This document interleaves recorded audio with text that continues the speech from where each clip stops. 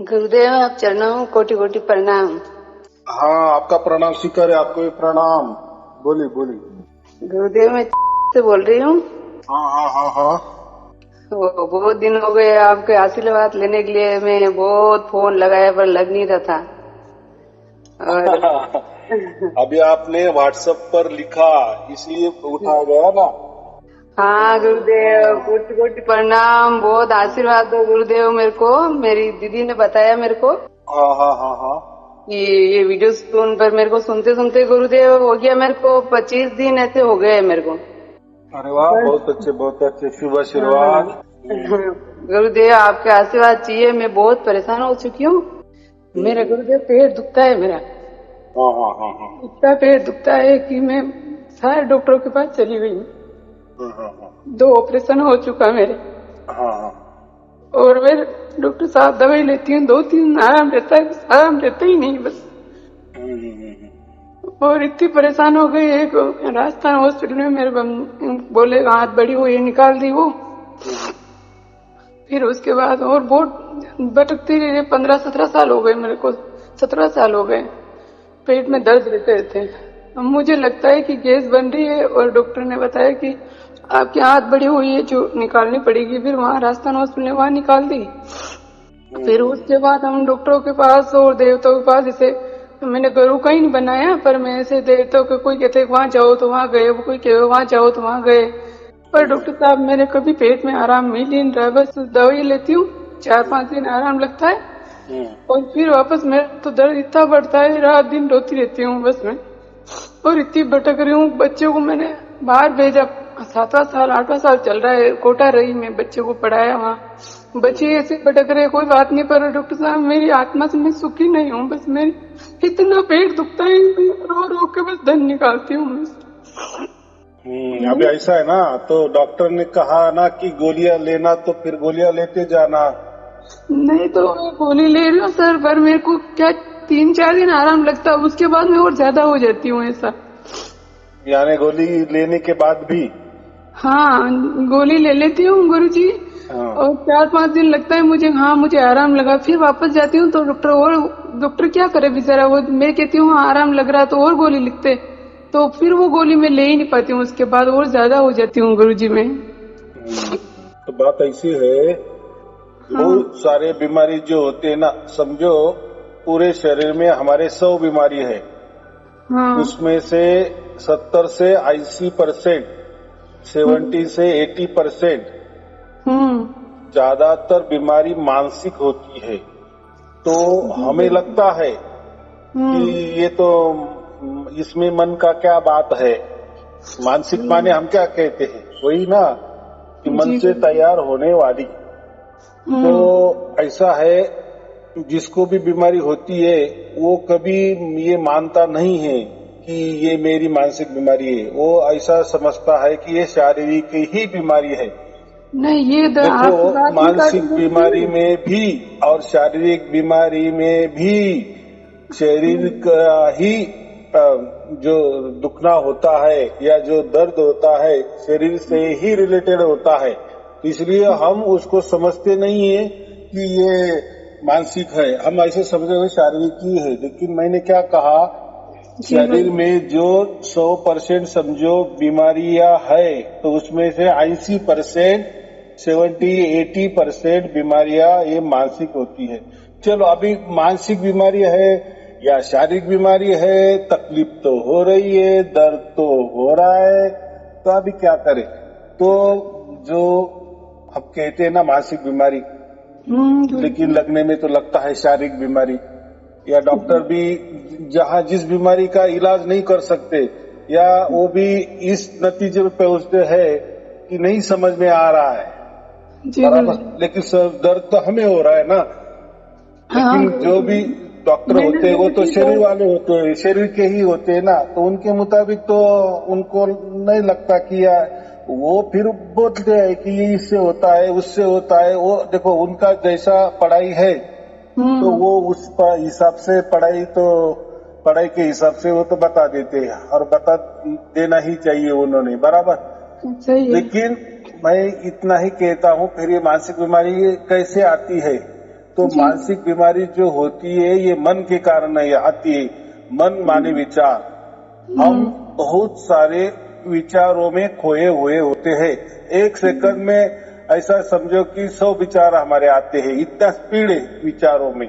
तो हमको तो जिंदा रहना है, हम तो जीवन जीतते हैं, जी रहे हैं। तो इसमें तो फिर कितना टाइम होता है और ये इतना बड़ा कालावधि में या इतनी उम्र में हम कितना कितना विचार भी करते हैं और हट भी जाता है। नया विचार आता है तो कभी पिछला आता है, कभी अगले वाला आता है, जो नहीं होने वाला वो भी पहले आ जाता है कि नहीं मेरा भविष्य में ऐसा हो सकता है। अभी वो तो भविष्य तो वो टाइम आया भी नहीं, लेकिन हम अभी विचार करते हैं। चलो वो भी जाने दो, पिछला जो भी हो गया, अभी पिछला तो हो ही गया है और अभी वो दिन भी निकल गए हैं। लेकिन कभी कभी पिछला वाला सोचते तो उसमें भी वापस हम दुखी होते हैं। तो ये मन का ही सब खेला होता है और इसीलिए हमें बीमारियां लगती है, अलग अलग प्रकार की बीमारियां लगती है। तो अभी ऐसा है कि हम तो इतना जानते नहीं ना, और कोई ये बताता भी नहीं ना। हर कोई इलाज के ऊपर ही चल रहा है। दुनिया में देखो, जो जड़ी बूटी देने वाले लोग भी रहते हैं ना, जी गुरु वो जी। कुछ भी दे देते हैं, लेकिन उनके यहाँ भीड़ की भीड़ रहती है, बराबर। फिर उनको वो देखो, अभी वो भी कहते हैं कि नहीं मैं बाबा के पास आया, उन्होंने मुझे जड़ी बूटी दे दी, मेरा ठीक हो गया। तो बात ऐसी है कि कोई उनका ठीक नहीं होता, वो एक मानसिक बीमारी ही होती है। बस मन से चली जाती है कि ये बाबा ने मुझे जड़ी बूटी दी है और यहाँ तो लाखों लोगों की भीड़ है, तो सबको तो उसका क्या बोलते हैं, उनका इलाज होता होगा ना, इसलिए लोग आ रहे हैं ना, तो मैं भी जा रही हूँ, तो मैं भी ले लेती हूँ जड़ी बूटी। तो वो जड़ी बूटी कोई नहीं रहती है, कुछ भी कोई भी पेड़ों की साल होती है, मूली रहती है, जो भी हो, वो जो भी प्रक्रिया है, लेकिन वहाँ हमें मानसिक आधार मिल जाता है और हमारी बीमारी ठीक हो जाती है। वास्तविक बीमारी नहीं थी, बीमारी ही नहीं थी। समझो कोई छोला छाप डॉक्टर है और उसने आपको कह दिए कि ये बीमारी आपकी कैंसर वाली है, बराबर। अभी वो छोला छाप डॉक्टर उसने बक दिए कि कैंसर है, तो आदमी फिर घबरा जाता है। कैंसर का क्या, कोई भी एक उदाहरण ले लो, बड़ी बीमारी बोल देता है, ताकि ये बाद में हमारे पास ही आनी चाहिए और हम फिर बताते ना, बाप रे इतनी बड़ी बीमारी है, तो फिर इसका इलाज क्या है। तो वो छोला छाप डॉक्टर कुछ तो भी लिख के देता है, फिर उसकी भी कमाई हो जाती है और वो बीमारी तो पहले नहीं रहती है। फिर वो बोलता है कि जाओ और अभी चेक करके आओ, अभी वो बीमारी आपको निकल गई। तो फिर यही होता है, उसकी कॉलर टाइट हो जाती है और हमें भी अच्छा लगता है कि अरे डॉक्टर मुझे कैंसर था। तो कोई लोग तो उसका निदान भी नहीं करते, पूछ भी नहीं लेते, लेकिन मन में रखते हैं कि मुझे वो डॉक्टर ने कैंसर बताया था, बराबर। फिर ऐसे ही छोले छाप कोई गुरुआ लोग रहते, फिर उनके दरबार में हाजिरी लगाते हैं, बोलते हैं कि मुझे कैंसर है, या वो भी बोलता है कि कैंसर है आपको। अभी उसने भी जैसा पहले छोला छाप वाले ने बता दिए, ये भी ऐसा बक देता है।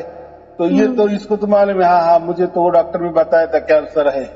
तो फिर वो क्या बोलते हैं, ऐसा ऐसा करो, आप ये पूजा करो, ये पाठ करो, ये मंत्र का जप करो, या ऐसा खा लो, ये करो, ये व्रत करो, हो जाएगा, कृपा हो जाएगी। तो हम क्या करते हैं, चलो अभी वो जो बताता रास्ता है वैसा कोई हम वो कर लेते हैं, लेकिन क्या हो जाता है बाद में, तो वो जो तकलीफ है वो भी दूर हो जाती है और हम वापिस वो गुरु के पास जाते हैं, गुरुआ लोग के पास जाते हैं, छोला छाप गुरु के पास जाते हैं। वो बोलता है अभी चेक करो, आपको क्या, आपका कैंसर नहीं होगा, या मैंने आपको जो बीमारी बताई थी ना वो अभी नहीं निकलेगी, जाओ आप टेस्टिंग करके आओ। तो हम टेस्टिंग करते जाते तो वहां तो बीमारी छूमंतर हो जाती है। तो फिर इसमें क्या चालाकी है, चालाकी यही थी कि आपको कोई बीमारी ही नहीं थी, बराबर, और वो थी तो वो जाने वाली ही थी, लेकिन उसके लिए कोई टाइमिंग था, कोई विचारों का सिलसिला था, तो अभी विचारों का सिलसिला कैसा हो गया? तो आपने वो गुरु के ऊपर विश्वास रखा, या जो चोला छाप जो डॉक्टर है, जो कोई ट्रीटमेंट करता है, जड़ी बूटी देता है, उसके ऊपर आप विश्वास रखती हो, तो आपका विचार वैसा हो जाता है कि अभी मैं ठीक होने वाली हूँ, मेरा दर्द बराबर होने वाला है, ठीक होने वाला है, इतना लाखों लोग की भीड़ है वहाँ, उनका ठीक हुआ तो मेरा क्यों नहीं ठीक होगा? बस ऐसा ही हो जाता है। या ऐसे कुछ भी बता देते हैं, ये बीमारी है आपको, वो बीमारी है, इसने कुछ तो भी कर दिया, उसने कुछ तो भी कर दिया, उसने आपको खिला दिए, ये ग्रहों का प्रभाव है, किसने तो भी आपको जादू तो ना कर दी। तो हम क्या करते हैं, वो विचार से हम अपने को बीमारी ओढ़ लेते हैं, हमारे अंदर घुसवा लेते हैं, मन से ही घुसवा लेते हैं, और मन से घुस गई तो वैसा हमें वो तकलीफ भी होने लगती है। जी गुरुजी। तो मुझे इतना ही कहना है, ये सब मानसिक बीमारी होती है। तो मानसिक बीमारी का सबसे महत्वपूर्ण कारण मन होता है हमारा, माने विचार होता है। तो उसके ऊपर कोई ज्यादा विचार ना करे। तो मैं सबको यही कहता हूँ, ये आपका जो मन है ना, ये आपका विचार है ना, सब कुछ परमात्मा को अर्पण करते जाओ। जो भी मन में अच्छा आए विचार आए, बुरा विचार आए, अर्पण करते चलो, अर्पण करते चलो। देखो मैंने तो कहा ना, 1 सेकंड में 100 विचार आते हैं। तो हम हर विचारों को अगर परमात्मा को समर्पण करते जाएंगे तो बाद में हम हल्का महसूस होते जाएंगे। बाद में टाइम थोड़ा लगेगा, 2-4 दिन लगेंगे, 10 दिन लगेगा, महीना लगेगा। तो आप बाद में वो विचार भी आ जाएगा, तो आपको समझ में आएगा, अरे मैंने ये विचार है ना, परमात्मा को अर्पण कर दी, अभी परमात्मा ये तू ही देख ले। तो ऐसा करने से हम हल्का हो जाते, और हमारी जो मानसिक बीमारी जो है, जो नहीं थी लेकिन हमें लग रही थी, उसका दर्द हमें हो रहा था, हमें लग रहा था नहीं सचमुच में मुझे वही बीमारी है, तो वही बीमारी भी ठीक होने लगती है। तो जैसे आप छोला छाप कोई डॉक्टर के ऊपर भरोसा रखते हो, या कोई छोला छाप गुरुआ के ऊपर भरोसा रखते हो, वैसा ही अभी मैं क्या कह रहा हूँ कि आप परमात्मा के ऊपर क्यों नहीं विश्वास रखते? सब कुछ परमात्मा को अर्पण करते चलो, सब कुछ। चाहे हो सकता है कि हमें, अरे मैंने ये तो विचार पहले परमात्मा को अर्पण किए थे, अभी क्या अर्पण करना, वापस करते चलो। जो भी विचार आए, अगला आए, पिछला आए, अभी वाला आए, अच्छा आए, बुरा आए, या आनंद वाला आए, सुख वाला आए, या कोई दुख वाला विचार आए, कुछ भी कैसा भी जो भी मन में विचार आते हैं, मन से ही परमात्मा को अर्पण करते चले। ये मेरे मन में ये विचार आए, तुझे अर्पण, जो भी अच्छा हो वो भी अर्पण, बुरा हो वो भी अर्पण। तो देखो मुझे ऐसे हजारों फोन आते हैं, तो बताते हैं मैं हम आपके मुताबिक चले तो अभी हम इतना हल्का महसूस करते हैं, और जो भी हमारी बीमारियां थी वो भी धीरे धीरे कम होती गई, और अभी तो कोई बोलते हैं तो वो चली ही गई। तो मैं क्या बोलता हूँ, आप दूसरे के ऊपर जैसे भरोसा रखते हैं, तो परमात्मा तो हमारा बाप है ना, तो और वो तो हमारा तो पहले के जीवन में भी साथ था, ये जीवन में भी साथ है, और हम मर जाने के बाद में भी साथ है। तो वो तो सत्य है ना, शाश्वत है ना, तो वो उसके ऊपर क्यों न भरोसा रखे? क्यों ये गुरुआ लोगों, छोला छाप गुरुआ लोगों के ऊपर भरोसा रखे? तो जिनको परमात्मा के बारे में माहिती नहीं है, मालूमात नहीं है, वो ठीक है, वो किसी के ऊपर जा रहे, भरोसा कर रहे हैं, वो करे, वो उनके साथ। लेकिन अभी तो हमारे भाग्य से तो हमें ये समझ में आ गया ना कि कोई तो भी परमात्मा होता है। देखो परमात्मा माने क्या, ये लोग समझा नहीं देते। देखो किसी गुरु परमात्मा ही मालूम नहीं होता तो वो क्या समझो, आज जितनी भी आध्यात्मिक संस्था है ना, वो ज्यादा से ज्यादा आत्मा को ही मानती है, या ज्यादा ज्यादा अपने मन को ही मानती है। बस बोले मन ही मन है, बाकी कुछ नहीं होता, या कोई बोलता है कि बस आत्मा ही आत्मा होता है, बाकी कुछ नहीं होता है, बराबर।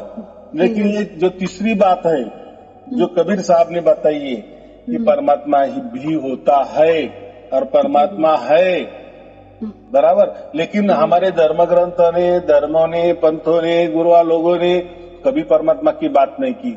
हाँ, उन्होंने बात की परमात्मा की, लेकिन अपने को ही परमात्मा बता दिया, आत्मा को ही परमात्मा बता दिया, या मन को ही परमात्मा बता दिया।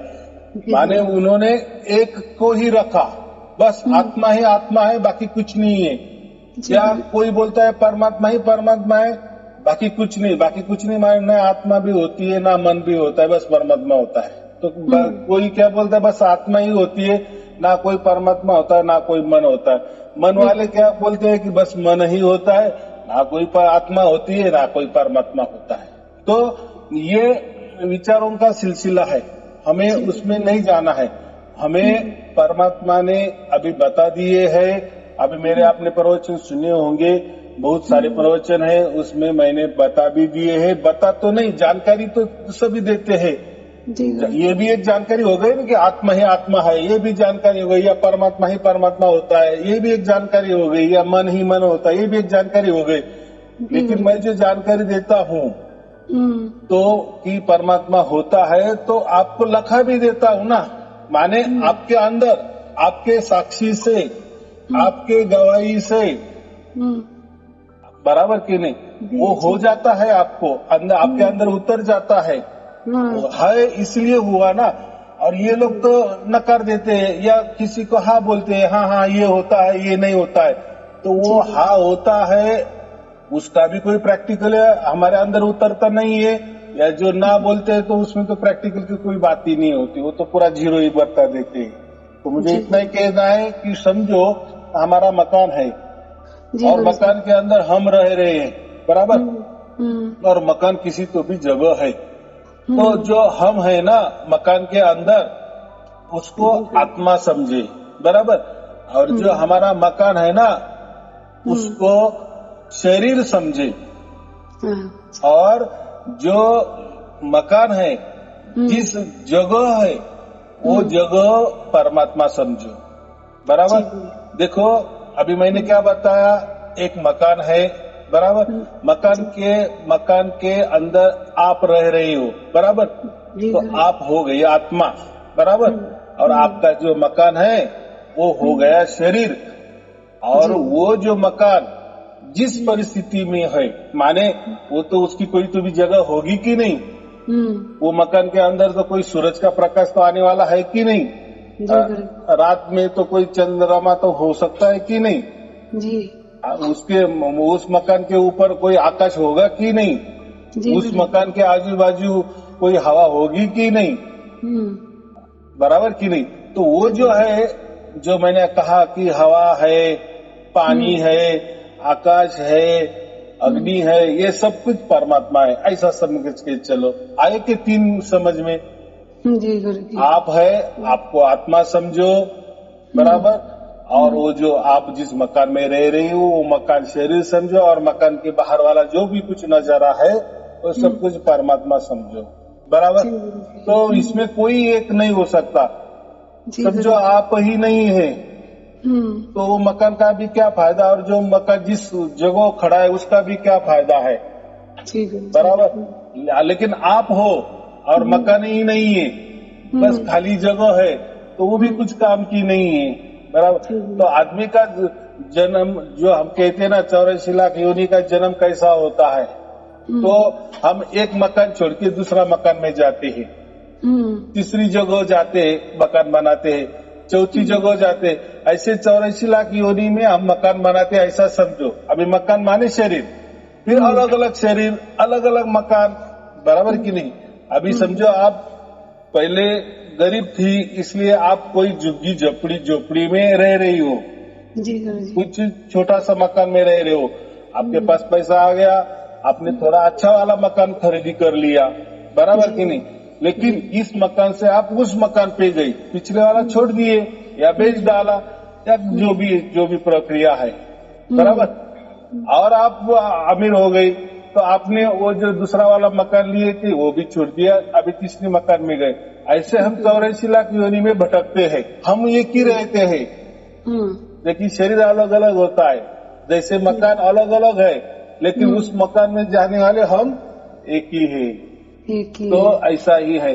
तो मुझे इतना ही कहना है कि ये तीनों की भी जरूरत होती है। हम हैं इसलिए हमको रहने के लिए मकान चाहिए, और जो मकान है वो भी किसी जगह चाहिए, अच्छी जगह चाहिए, अच्छा उसमें सूरज का प्रकाश आना चाहिए, चंद्रमा का भी प्रकाश आना चाहिए। हम ऐसे कहते हैं कि नहीं, वातावरण अच्छा चाहिए, बराबर सही कि है। नहीं। यानी जगह जो जगह अच्छी है वहाँ हवा प्रकाश अच्छी तरह से आना चाहिए, जी बराबर कि नहीं। गुरुजी। तो वो जो हवा प्रकाश है उसको परमात्मा समझे, मकान को शरीर समझे, और हम जो है उसको आत्मा समझे। इतनी सहज वाली बात है। तो जी अभी क्या करना है, ये हम कितने मकान बदलेंगे, ये मकान छोड़ के वो मकान, यानी 84 लाख यानी में अभी नहीं भटकना है।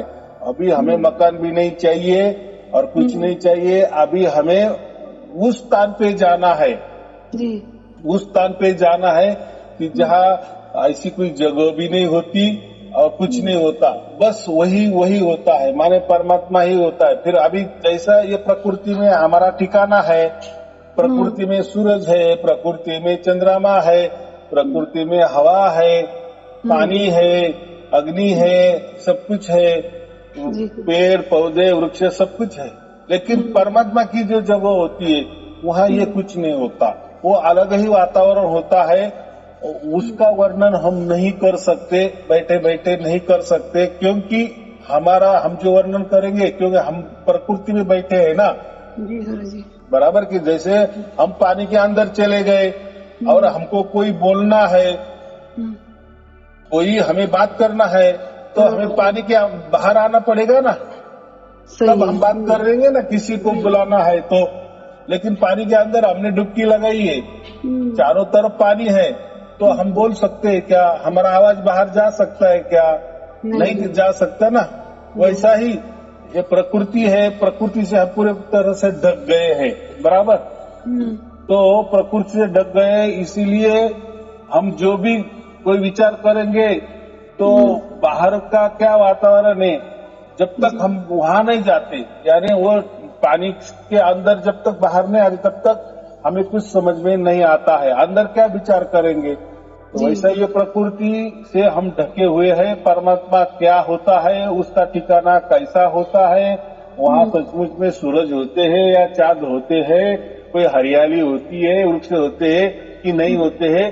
तो सूरज होते हैं, माने हम प्रकृति वाले, इसलिए हमको लगता है वहाँ सूरज भी होना चाहिए। हम प्रकृति वाले इसलिए कहते हैं कि वृक्ष होने चाहिए वहाँ, या हम प्रकृति वाले इसलिए हम कहते हैं कि वहाँ भी कोई मकान होगा। हम प्रकृति वाले इसलिए हम कहेंगे कि जैसे यहाँ स्त्री है पुरुष है, फिर वहाँ भी कोई स्त्री होगा पुरुष होगा। लेकिन वहाँ ये प्रकृति वाले चीजें नहीं होती, सब जीरो, वहाँ अलग ही दुनिया है। लेकिन ये दुनिया जैसी है वैसी वो नहीं है, माने ये दुनिया में हम जो भी विचार करेंगे कि वहाँ वृक्ष होगा कि नहीं, वहाँ कोई चांद होगा कि नहीं, वहाँ कोई सूरज होगा कि नहीं, वहाँ कोई आकाश होगा कि नहीं, वहाँ कोई जमीन होगी कि नहीं। तो प्रकृति में जो है वो वहाँ नहीं है, मतलब इसके विपरीत अलग है।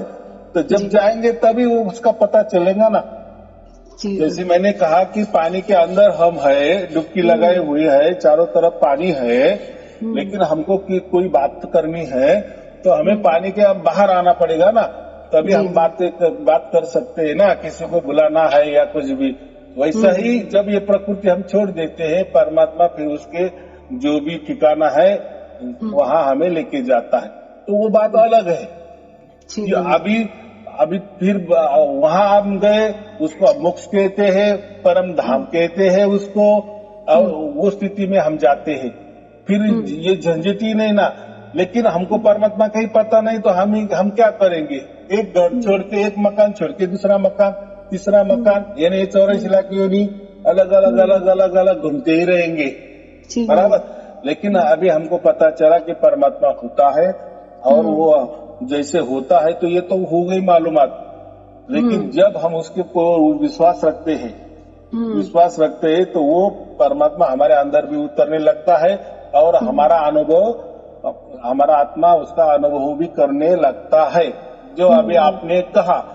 तो अभी ऐसा है कि इतने दिन तो हम अभी प्रकृति में रह रहे हैं, लाखों जन्म हमारे प्रकृति में हो गए हैं, जी गुरु जी। बराबर। और इस जन्म में हमें ये परमात्मा का पता चल गया, या परमात्मा की परमात्मा हमें महसूस होने लगा, या उसका अनुभव होने लगा, ये अभी की बात है ना। जी गुरु तो जी। हम ये प्रकृति के बाहर आने का तो सोचते नहीं है, कहते हैं कि यह ऐसा कैसे परमात्मा होगा ना, वो कैसा क्या उसके वो वहां लेके जाएगा, ये क्या सच होगा कि ये झूठ होगा। लेकिन हो तो रहा है, हमारा आत्मा तो उसका अनुभव कर रहा है, उसकी झलकियां तो हमें मिल रही है। तो बाकी लोग तो परमात्मा को कोई बोलता है जो माने जो प्रकृति में है ना, उसको परमात्मा कहते हैं।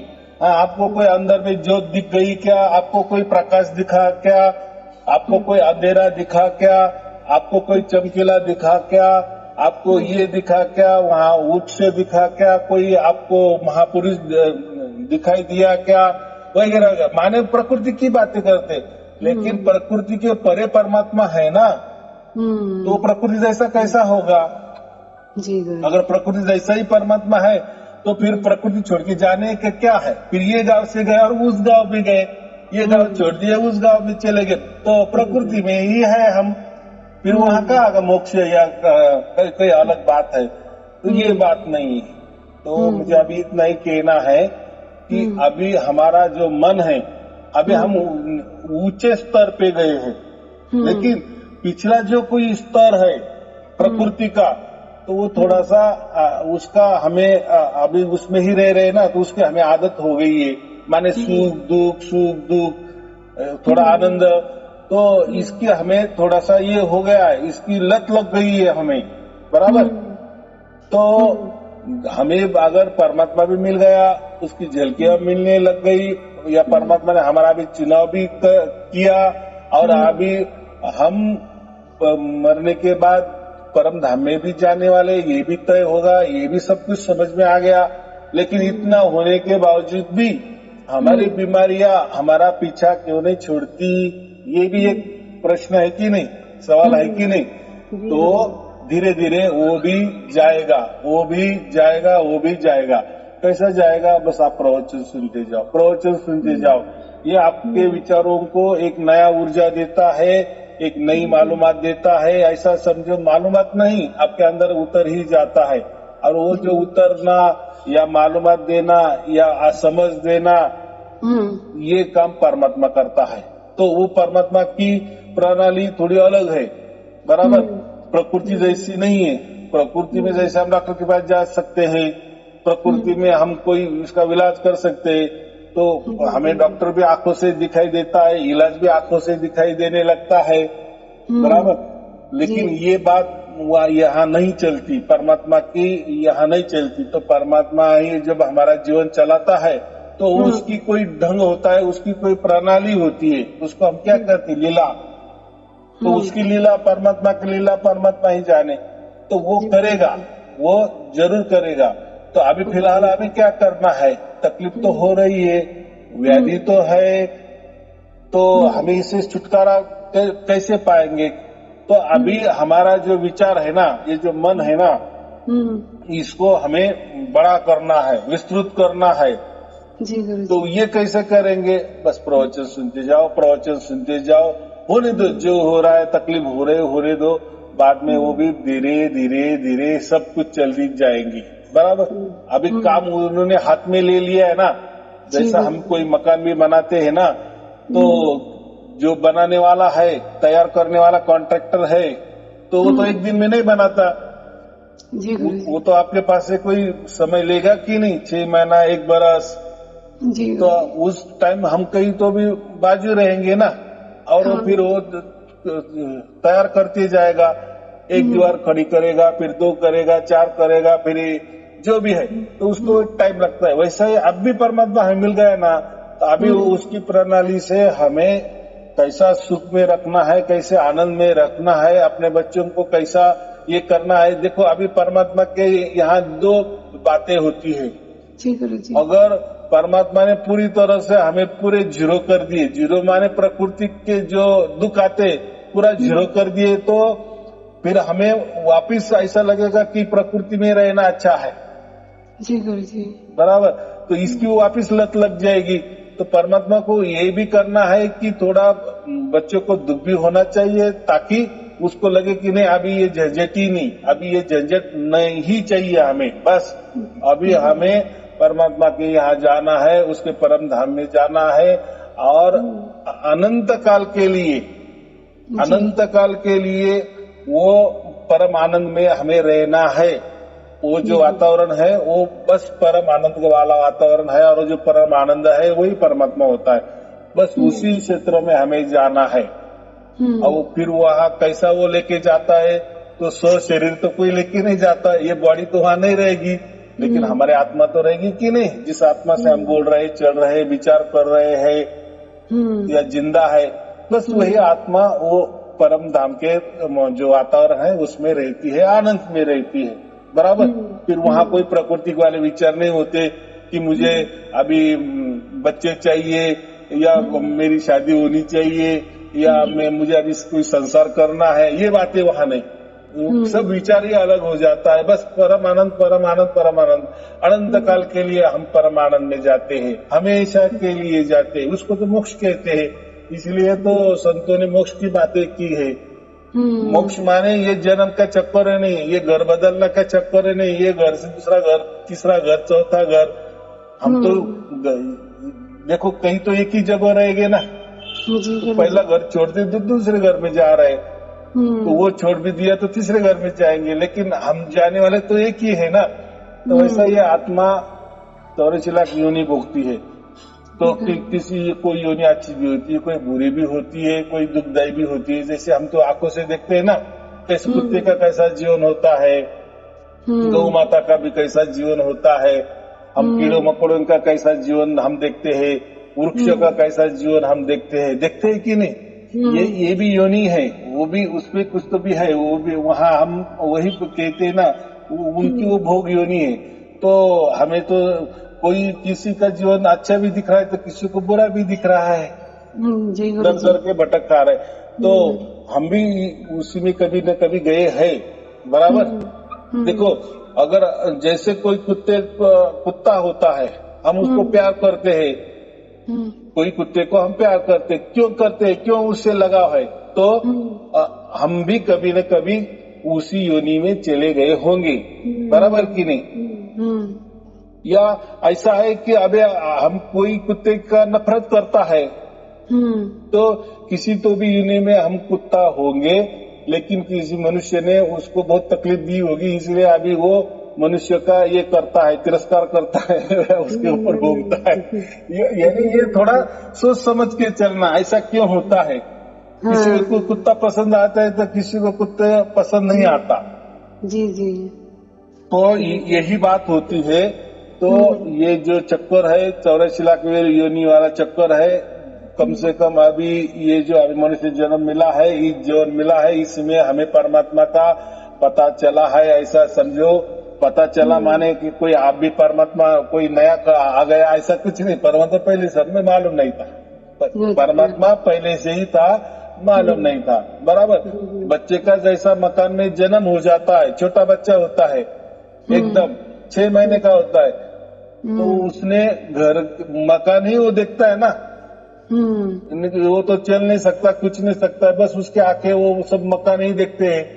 लेकिन जैसा वो थोड़ा सा बड़ा हो जाता है, चलने फिरने जाता है, तो वो मकान के बाहर भी जाता है, फिर उसको तो समझता है कि अरे ये मकान ही कुछ नहीं है, ये मकान के बाहर तो बहुत कुछ है कि नहीं। तो ऐसा ही है। तो हमें इतना अभी विचार नहीं करना है, दुनिया बहुत ये है, तो हमें वो स्थान पे जाना है। और परमात्मा ने अभी हमें दे दिया है और समझा भी दिया है, समझा देने के बाद उतर भी गया है, अब हम समझ भी रहे हैं। बस अभी हमारा यही सवाल है कि हमें ये तकलीफ नहीं होनी चाहिए, तो वो काम भी होगा। बस परमात्मा के ऊपर भरोसा रखे और हर क्षण का जो भी कोई विचार आ गए, हमको लगा कि ये विचार मेरा पिछला है, कोई बात नहीं है, परमात्मा को अर्पण कर दो। ये मेरे विचार आ गया, अच्छा विचार, बुरा विचार या कैसा भी विचार, जैसा भी आए परमात्मा को अर्पण करते चलो, उसके ऊपर निर्णय मत करो। तो जैसे हम परमात्मा को अर्पण करते जाएंगे ना, तो अगली टाइम वो विचार आएगा नहीं। ये टेक्निक किसी को मालूम नहीं है, बराबर। ये कबीर साहब ने वो कबीर बीजक में लिखा है, तो और बहुत सारे धर्म ग्रंथों में लिखा है कि परमात्मा के शरण में जाओ, ईश्वर के शरण में जाओ, भगवान के शरण में जाओ, गुरु के शरण में जाओ। वो जो शरण कहे ना, शरण माने समर्पित हो जाओ। तो मैं वही कह रहा हूँ, लेकिन मैं थोड़ा अलग ढंग से कह रहा हूँ, कबीर की बोली भाषा में कह रहा हूँ कि हमें परमात्मा को समर्पण करना है पूरे की पूरा। पूरे गुरुजी में हम बागेश्वर बालाजी गए, हमने आपके बताया किसी ने कि वहाँ बागेश्वर धाम जाओ, वहाँ गए, जो वहाँ की बोली मैं अभी 2-3 महीने से वहाँ वो माला करती हूँ, उनका नाम लेती हूँ। बाकी मैंने गुरु ऐसे नहीं बना रखे, पर मैं तो गुरुजी बहुत भटक गई, बस पता ही नहीं चल रहा, रास्ता ही सही नहीं मिल रहा मेरे को। तो बस ऐसा लग रहा है बस वही मेरे को तो भगवान मेरी आत्मा को मुक्ति मिल जाए, ठीक है। मैं तो बहुत परेशान हो गई, पेट से खा नहीं सकती हूँ गुरुजी कुछ, मतलब जो खाती हूँ लगता है मुझे पेट दुख रहा है मेरा, इससे मेरे पेट दर्द हो रहा, कुछ नहीं खा पाती हूँ, और नहीं खाती हूँ तो जी घबराता है मेरा। और बच्चे भी मेरे से परेशान और मेरे हस्बैंड भी मेरे से परेशान, सब परेशान है बेचारे, सब मेरे करते दया कि मम्मा ये करे वो करे। वो तो दोनों बाहर है, जयपुर पढ़ रहे हैं। बेटी को ही गुरुजी बहुत जी घबराता है, उसके पढ़े मन नहीं लगता है। बेटा ही अभी से 8 साल हो गए बाहर पढ़ रहे बच्चे, पर अभी रास्ता सही नहीं मिल रहा गुरुजी। हाँ, तो अभी ऐसा है, इतना अभी बाकी कुछ विचार ही मत करो। अभी मैंने क्या कह दिया, पूरा विचार परमात्मा को अर्पण करते चलो, पूरा विचार। अभी ऐसा है कि ये क्यों हो गया, ये क्यों हो रहा है, तो ऐसा है कोई तो भी हमारा पिछला लेना देना है ना, तो इसी वजह से हो रहा है, वो चुकता हो रहा है, ऐसा समझ के उसके ऊपर फोकस करना है। और अभी वो भी विचार नहीं करना, जो भी आए परमात्मा को अर्पण। मेरा पेट दुख रहा है, तकलीफ हो रही, परमात्मा को अर्पण। तो ऐसे आप अर्पण करते जाएंगे ना, तो कुछ बचेगा ही नहीं। बाद में जैसे आपका दिनचर्या जाएगी आगे आगे, तो बाद में वो विचार भी नहीं आएंगे। जब कोई विचार आएंगे तो आपको लगे, क्लिक हो जाएगा, अरे ये विचार तो मैंने उस दिन ही परमात्मा को अर्पण किए थे। तो बाद में जो अर्पण करेंगी वो नए होंगे, वो जो आए होंगे ना अगले वाले विचार, अभी वाले विचार या पिछले वाले विचार, तो बस एक ही काम करना, परमात्मा को अर्पण करते तो आप हल्की होती जाएंगी, दुख भी चला जाएगा, धीरे धीरे सब कुछ ये हो जाएगा। लेकिन अभी किसी के चक्कर में मत पड़ो। अभी आपको हाँ, अभी चक्कर में कौन पड़ता है, जिसको कुछ समझता भी नहीं। और देखो, जो भी गुरुआ लोगों के पास लोग जाते हैं ना, यहाँ वहाँ जाते हैं ना, अपने सवाल लेके जाते हैं, तो उनको इतना नहीं मालूम होता है कि आत्मा क्या होता है, मन क्या होता है, परमात्मा क्या होता है, प्रकृति क्या होती है। उनको वहाँ सिर्फ और सिर्फ वो उनके दुख दर्द लेके जाते हैं। और हो सकता है अभी वो क्या होता है वहाँ कि सचमुच में वो जो कोई ये करते हैं, बताते हैं, वो सचमुच में सही बताते हैं क्या, तो उसका जवाब ऐसा होता है, वो ऐसे सवाल उनके होते हैं कि जो कॉमन होते हैं। जैसा अभी मैं एक उदाहरण देता हूँ, किसी औरत उनके सामने आ गई और उन्होंने कह दिए कि आपको घुटने का दर्द होता है, तो देखो तो वो हाँ ही बोलेगी ना। जी गुरुजी। हमारे जीवन में हम अगर देखेंगे तो हमारा कभी घुटना भी दुखता है, हमारा कभी पेट भी दुखता है, हमारा सर भी दुखता है, कभी छाती में भी दर्द हो जाती है, सब कुछ होता है, हमारा होता ही चलता है। तो वो सामने वाला क्या कहता है कि आपको घुटने का दर्द है, तो हमें हाँ के सिवाय हाँ ही बोलना पड़ता है ना। जी गुरुजी। दूसरा कोई आ गया है तो उसको कहे कि आपके पेट में बहुत सारा दर्द होता है, ऐसा लगता है कि अब ये जीवन छोड़ दो, उसको हाँ ही कहना पड़ता है।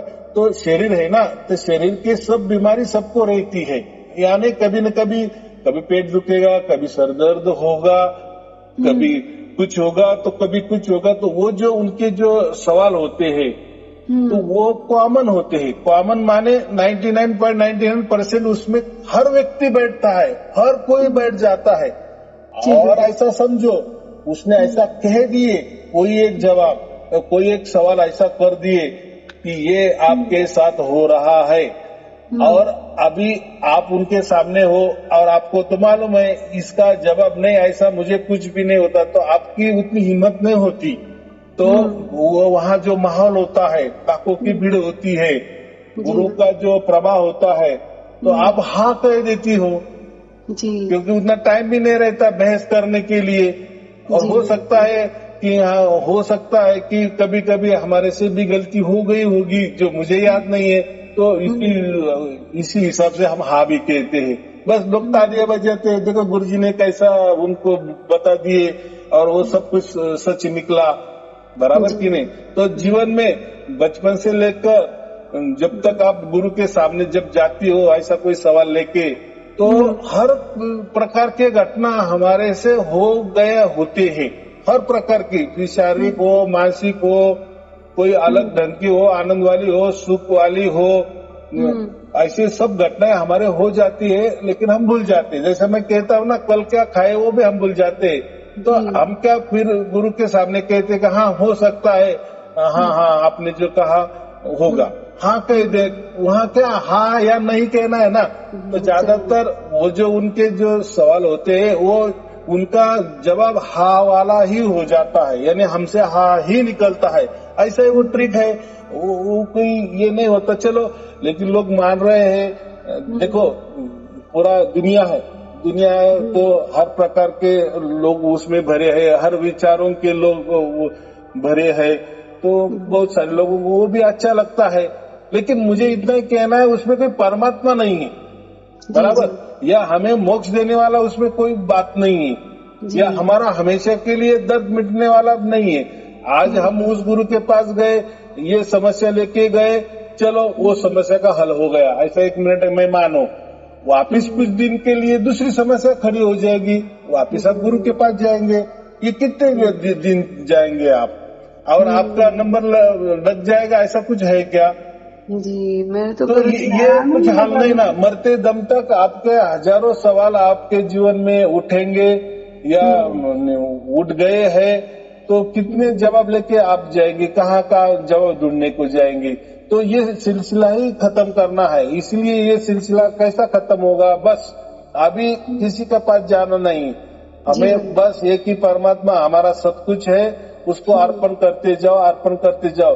देखो उसके लिए कोई खर्चा भी नहीं है ना, कितनी सहज बात है क्या कुछ खर्चा? मैंने क्या बताया कि बस जो भी कुछ हमारे मन में आता है, अच्छा बुरा सच्चा झूठा जो भी जैसा भी आ जाता है, वैसे वैसा परमात्मा का अर्पण करते चलो। परमात्मा तुझे अर्पण, ये विचार तुझे अर्पण, ये अर्पण अर्पण, बस कुछ करना नहीं। देखो क्या होता है बाद में, इतनी आप हल्की हो जाए, इतनी आप हल्के जाएंगे, पूरे दुख भी जाएंगे, दर्द भी जाएंगे, और बस और परमात्मा भी मिल गया, दुख दर्द भी गए, संसार भी अच्छा हो गया, और क्या चाहिए? क्यों यहाँ वहाँ भटकना है?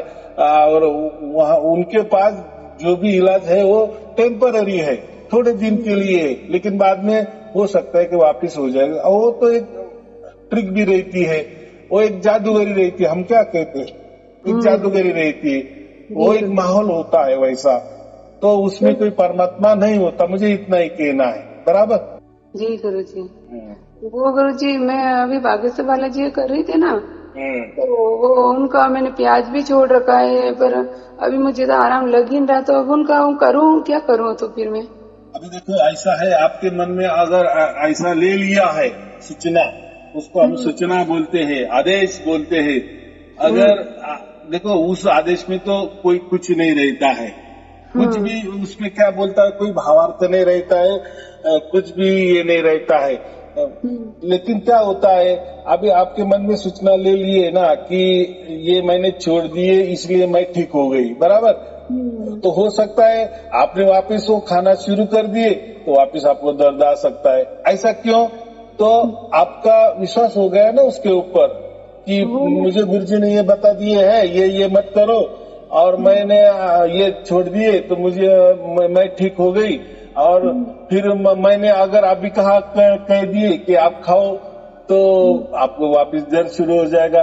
तो मेरे खाने से आपको कोई दर्द शुरू नहीं होगा, या बंद करने से भी आपको कोई वो बीमारी ठीक नहीं हुई, तो यही इसको ही मानसिक कहते हैं ना।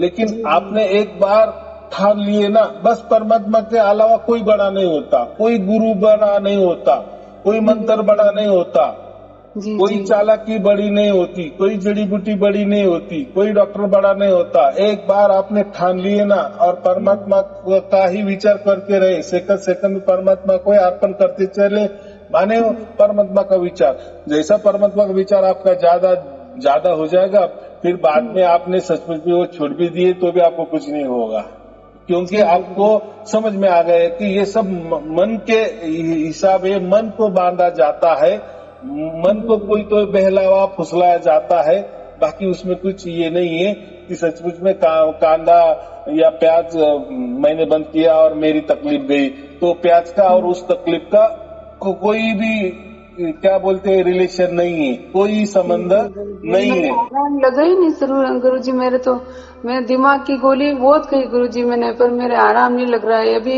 लहसुन प्याज की 2-3 महीने से कर रही हूँ, पर मेरा आराम लग ही नहीं रहा। रोज रो रही हूँ, मैं रोज सुन रही हूँ आपका, पर मैं बात करना चाह रही, बात तो फोन तो लग रहा था पर आप उठा नहीं रहते। फिर मैंने एक वीडियो बना, मैंने कहा कि आप मैसेज करते हो तब मतलब हम बात करते हैं, आप ऐसे बोल रहे थे। फिर मैंने ऐसे बोल के, मैं पड़ी हुई नहीं हूँ, तो मैंने कहा बोल के मैंने मैसेज करा। तो ऐसा है कि हमारे पास सब रिकॉर्ड रहता है कि कौन कितनी बार फोन किए है, कौन कितना जुड़ा है, उसका व्हाट्सएप है या नहीं है, उनको हमने कब कुछ दिया था नहीं दिया था, वो सब रहता है। कोई कोई तो इतने बहादुर है, एक दिन में डायरेक्ट वीडियो कॉल ही कर देते हैं, और उनका तो कोई 1 रुपए का भी योगदान नहीं रहता है, लेकिन डायरेक्ट मुझे वीडियो की बात करने लगते, ऐसे भी होते। तो ऐसे भी जो हम कहते हैं ना वाहियात लोग रहते हैं, कोई कभी सुना भी नहीं होता, कुछ भी नहीं, एक कुछ तो भी आ गया मन में, फिर फोन भी कर दिए, वीडियो कॉल भी कर दिए, तो हम कोई किसी का वीडियो कॉल भी नहीं उठाते, ना किसी का फोन भी नहीं उठा, जब तक हमें उसकी ये नहीं हो जाता, उसकी सचमुच में वो चाह रहा है कि नहीं, उसकी चाहत है कि नहीं, कि ये ऐसे टाइम पास कर रहा है। जी जी जी गुरु उसको हम अतरंगी लोग कहते हैं, अतरंगी होते हैं ना, 1 रुपए की योगदान नहीं करना, जुड़ना भी नहीं, ज्ञान भी नहीं लेना, प्रवचन भी नहीं सुनना, उनके अंदर परमात्मा उतर गया नहीं, ये भी हमें नहीं समझता आता है, या उसको भी नहीं समझता, बस करते कुछ तो भी अतरंगी करते रहना। तो इसलिए ऐसे हजारों फोन हमें आते, तो हम उठाते नहीं है। लेकिन जब हमें समझता है कि हाँ चलो इन्होंने फोन किए, व्हाट्सएप पे भी लिख दिए, लेकिन इनका कितना दिन हो गया, क्या नहीं हो गया, क्योंकि हमें मालूम है ना कि इनका भी कोई दुख दर्द होगा, तो अभी तो इन्होंने ले लिया है, लिंक ले लिया है, अभी ये तो सुन रही है, तो थोड़े दिन जाने दो, अभी और जैसे उनका दिन जाएगा, जैसे वो ज्यादा से ज्यादा प्रवचन भी सुनेगी, और फिर उनका फोन उठाने में मजा है ना। जी गुरु जी जी। हाँ, तो ऐसा है, हम डॉक्टर के पास भी जाते हैं तो डॉक्टर की भी दवाई खाते हैं, तो लगे आज डॉक्टर के पास गए, उसने दवा भी दे दी, और दूसरे दिन वापस डॉक्टर के पास गए, और मेरा तो दर्द ठीक ही नहीं हो रहा, आपके ने तो फी भी ले लिए और गोलियां भी दी थी, मैंने कल भी ली थी, दर्द के ठिकान पे है, तो वो क्या बोलेगा, उसका कोर्स तो पूरा करो।